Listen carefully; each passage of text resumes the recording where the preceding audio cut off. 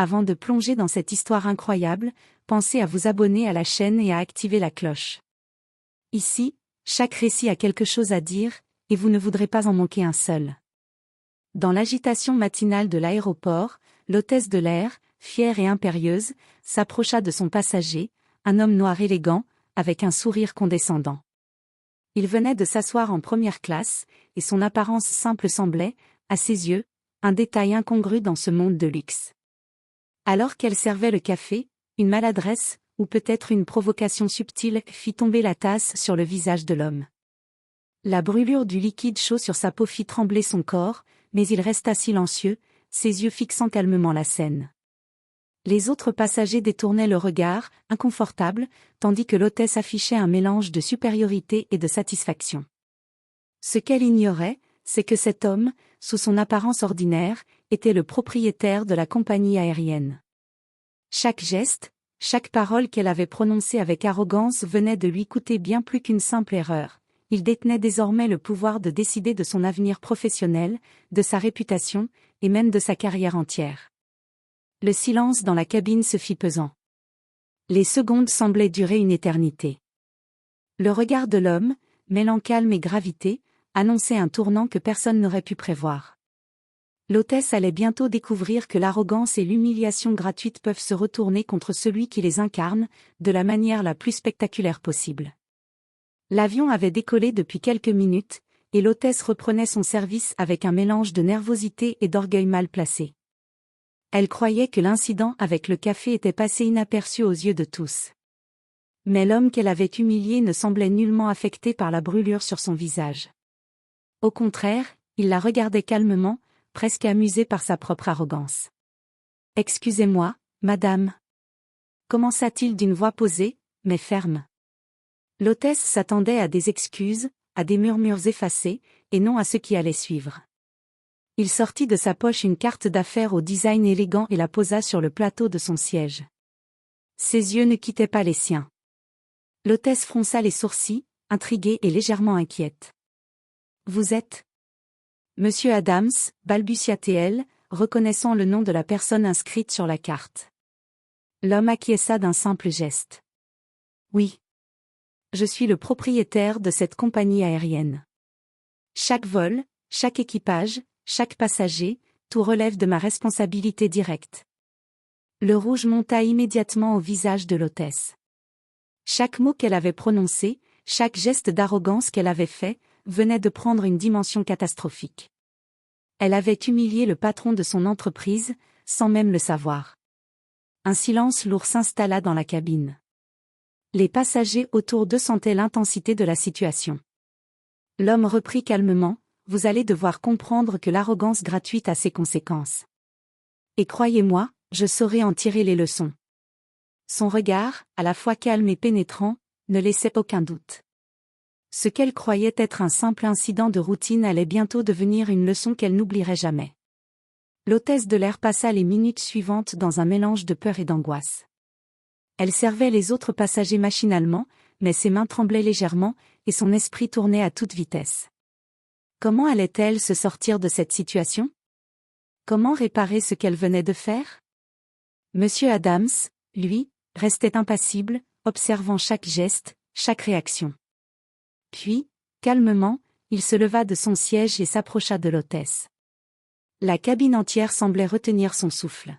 « Asseyez-vous un instant, madame, » dit-il d'une voix posée mais autoritaire. L'hôtesse obéit, incapable de protester. Ses joues étaient rouges de honte et de panique. Alors, l'homme prit la parole, non pour l'humilier davantage, mais pour la surprendre. « Vous avez peut-être pensé que je suis vulnérable, que je ne réagirai pas. Mais chaque acte a ses conséquences. Et aujourd'hui, vous allez apprendre une leçon sur le respect et la considération pour autrui. » À sa grande surprise, il sortit son téléphone et fit appel à la direction de l'aéroport. Quelques minutes plus tard, une réunion privée fut organisée avec elle et le personnel de cabine. Monsieur Adams, d'une voix ferme mais calme, expliqua l'incident devant tous. Il ne s'agissait pas de la punir par humiliation, mais de la confronter à ses propres actes et de lui faire comprendre la gravité de son comportement. L'hôtesse, terrifiée, réalisa qu'elle avait sous-estimé non seulement l'homme, mais aussi le pouvoir des conséquences. Chaque passager présent ce jour-là avait assisté à un exemple vivant de responsabilité et de justice. Monsieur Adams conclut, ce n'est pas la colère qui enseigne, mais la conscience de nos actes. Vous avez été arrogante sans raison. Mais aujourd'hui, vous avez la chance de corriger votre erreur et de comprendre qu'aucune position ou pouvoir ne justifie le manque de respect. L'hôtesse, tremblante et honteuse, baissa la tête. Elle comprit qu'elle venait de recevoir une leçon que ni sa carrière ni son ego ne pourraient effacer. Et dans le silence qui suivit, chacun sut que cet incident resterait gravé dans les mémoires. Les jours suivants, l'hôtesse ne pouvait plus échapper à la conscience de son erreur. Chaque sourire forcé, chaque regard fuyant des collègues lui rappelait l'incident. Mais elle ignorait que M. Adams, loin de se contenter d'une leçon verbale, préparait un geste qui allait transformer cette humiliation en une expérience inoubliable. Lors du prochain vol qu'elle devait assurer, il s'installa de nouveau en première classe. Mais cette fois, il demanda à l'hôtesse de le servir personnellement, sous le regard attentif de toute l'équipe. Elle sentit son cœur battre à tout rompre, consciente que chaque geste serait scruté, chaque erreur irréversible. Alors qu'elle approchait avec les boissons, M. Adams sourit doucement. « Aujourd'hui, vous avez l'occasion de montrer que vous avez appris. Ce n'est pas une question de pouvoir, mais de respect. » Elle hocha la tête, essayant de calmer sa nervosité. Elle servit chaque passager avec une attention méticuleuse, anticipant leurs besoins, souriant sincèrement, et évitant toute trace de condescendance. L'atmosphère changea, l'avion, auparavant chargé de tension, devint soudain plus léger, presque paisible. À la fin du vol, M. Adams se leva et s'adressa à elle, cette fois avec bienveillance. « Vous avez compris ce que signifie servir avec respect. Vous avez transformé votre erreur en leçon et en force. N'oubliez jamais que l'humilité est la plus grande des qualités, même dans les positions les plus élevées. » L'hôtesse, émue, sentit une chaleur monter en elle. Ce qu'elle avait cru être sa chute totale s'était transformé en renaissance.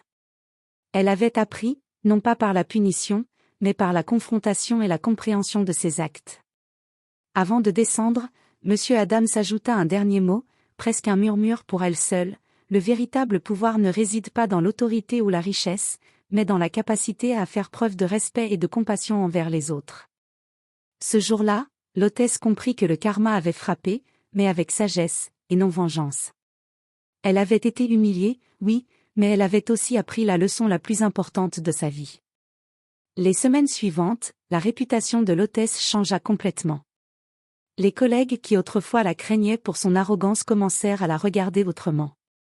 Non plus avec crainte, mais avec respect pour sa capacité à apprendre de ses erreurs et à transformer une situation humiliante en force personnelle. M. Adams, fidèle à son style discret mais puissant, fit un geste inattendu. Il invita l'hôtesse à participer à une formation spéciale pour le personnel de cabine, non pas comme punition, mais comme mentorat. L'objectif, apprendre à tous l'importance du respect, de l'empathie et de l'attention envers chaque passager, quel que soit son statut ou son apparence. Lors de cette formation, l'hôtesse raconta son expérience devant tous, y compris les nouveaux employés. Elle partagea la tension, la peur, la honte, mais aussi la leçon qu'elle avait tirée. Aucune position sociale ou autorité ne justifie le manque de respect. Sa sincérité toucha tout le monde, et son récit devint rapidement un exemple à suivre dans la compagnie. Plus étonnant encore, plusieurs passagers qui avaient été témoins de l'incident initial contactèrent la compagnie pour féliciter l'homme pour sa sagesse et l'hôtesse pour son humilité retrouvée. L'histoire se répandit sur les réseaux sociaux, illustrant comment un acte de karma pouvait se transformer en enseignement et inspiration pour des milliers de personnes.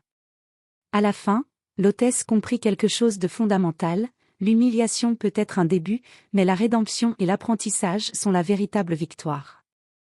Et tandis qu'elle regardait l'avion atterrir, elle sut qu'elle ne regarderait plus jamais les autres avec arrogance ou dédain. Elle avait payé sa leçon, et elle avait grandi. M. Adams, assis dans le dernier rang de l'avion, la regarda en souriant, satisfait. Il n'avait pas cherché à se venger, mais à enseigner. Et parfois, c'est la plus grande leçon que l'on puisse recevoir dans la vie.